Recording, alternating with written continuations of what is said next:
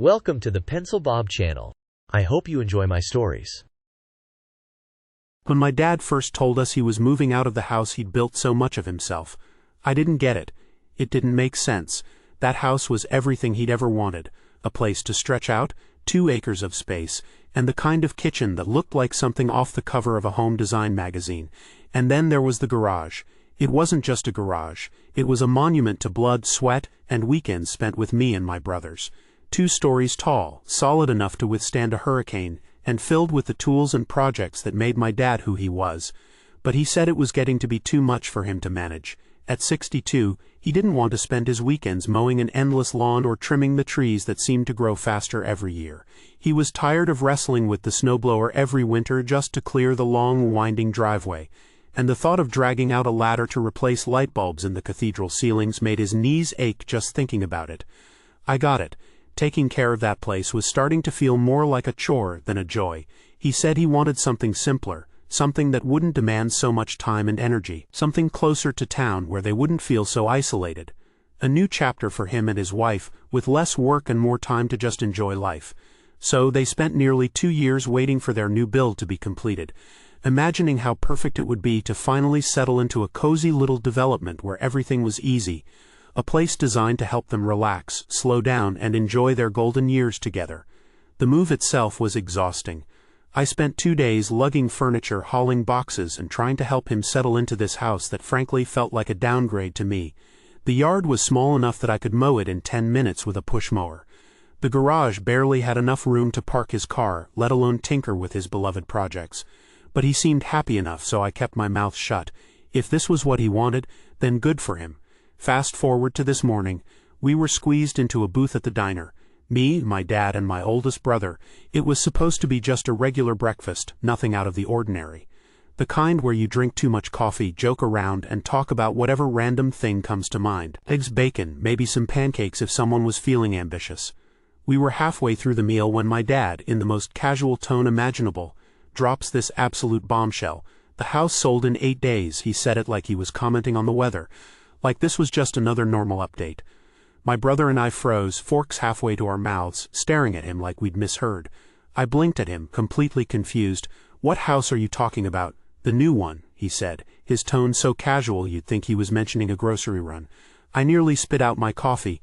"Wait, hold on. Are you talking about the house you literally just moved into, like last month?" He nodded, still completely unfazed. Meanwhile, my brother slammed his hand down on the table, his voice cutting through the clinking dishes and hum of the diner. "Are you freaking serious? You just finished unpacking? Dad, what the hell?"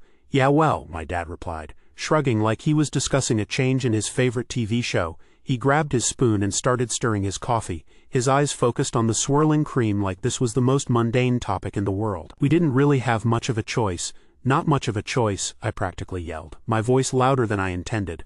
A couple of heads turned from nearby tables, but I didn't care. "You just waited almost 2 years for that place. What the hell happened?" My brother leaned in closer, clearly as shocked as I was. "Yeah, Dad, what's going on? You're not making any sense." He went on to explain the absolute hell that this HOA had unleashed on him and his wife in just 6 weeks. 6 weeks. That's all it took for them to crush every bit of excitement he'd felt about starting fresh in that house. They didn't even give him a chance to settle in before the nonsense started piling up.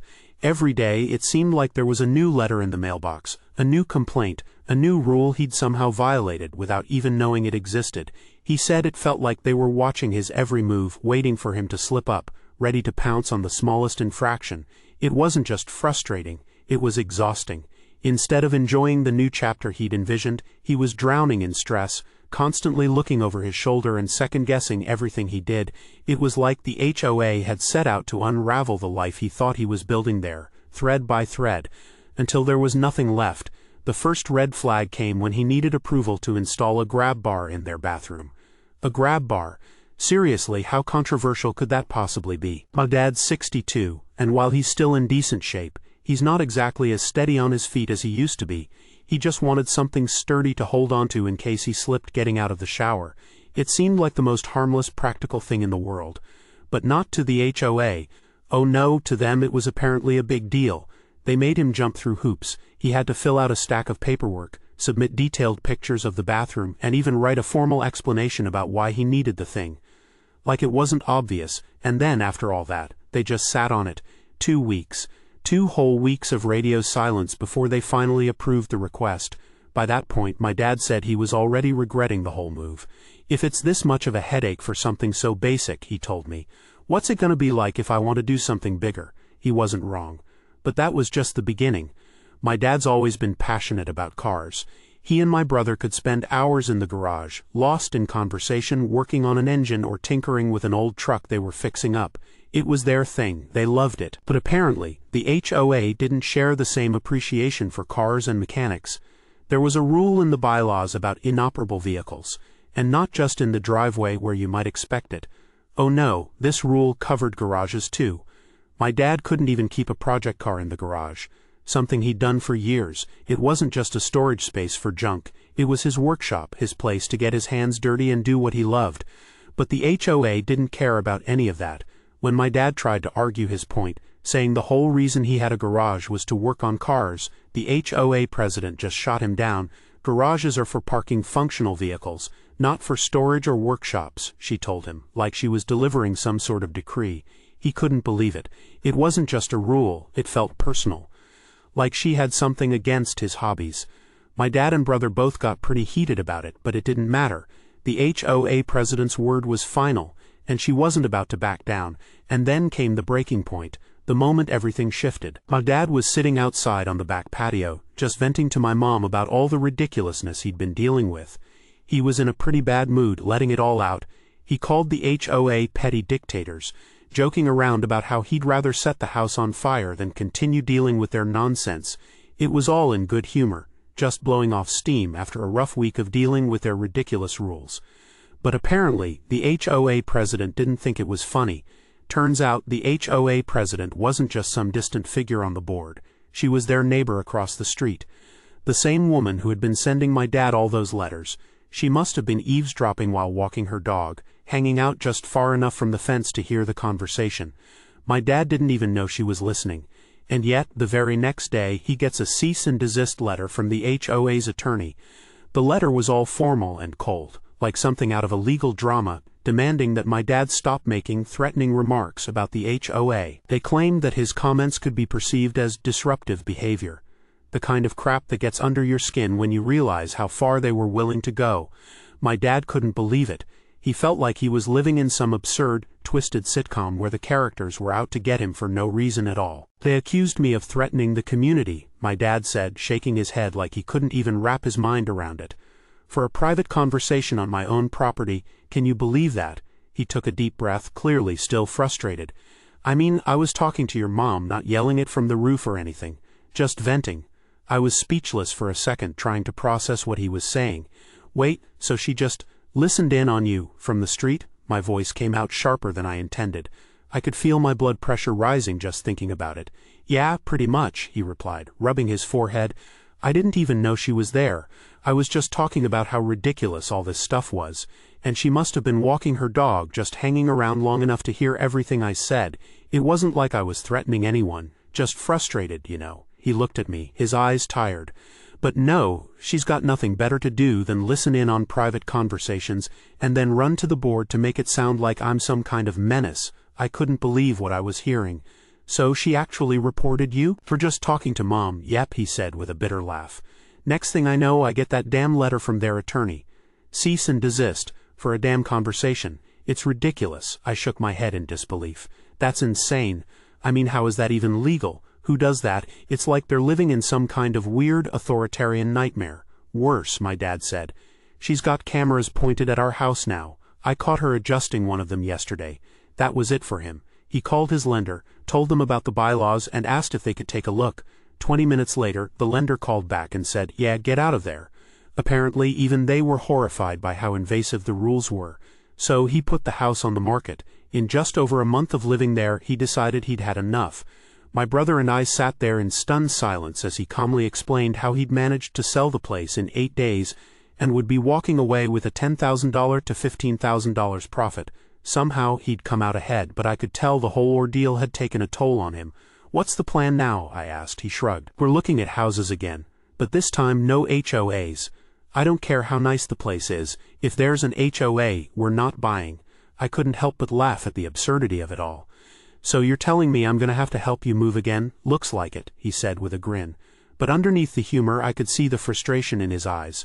My dad's always been a laid-back guy, the kind of person who can roll with the punches. But this HOA had pushed him to his limit. The idea that someone could dictate what he could or couldn't do in his own home to the point of spying on him with cameras was more than he could take.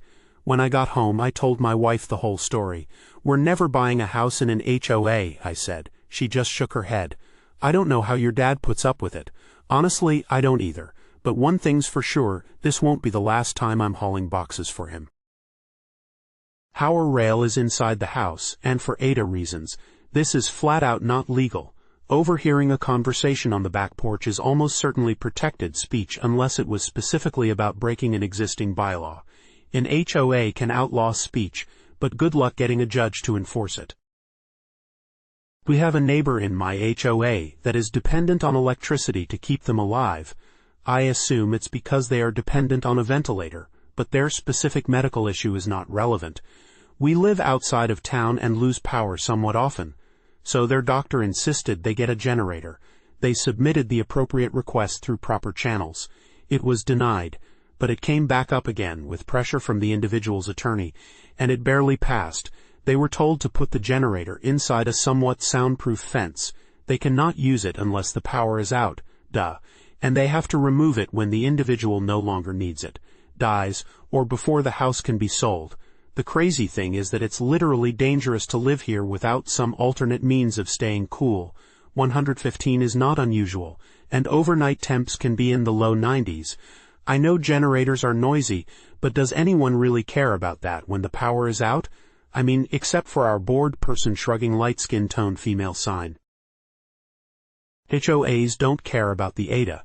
We needed a new house for my disabled dad to live with us. Very few homes are built handicap accessible. After looking at 200-plus houses, none truly accessible. There were 12 homes we put offers in on we could easily modify. We got one, it was in an HOA, but at that point Dad needed a place to live, so we got it. They fought us on ramps, medical equipment in the garage, expanding a doorway. Our city's adult protective services is what ended up stopping the craziness. But they then started even more harassment. They would not let me xeriscape our yard, which is against state law, because the HOA president's dog liked to pee in our grass, but then we get fined for having dead grass where her dog pees. We trimmed our tree but got a fine because one leaf was 1/2 an inch too low. It goes on. Mind you, this is all happening while I am doing 24/7 in-home hospice care for my dad. It was such a nightmare.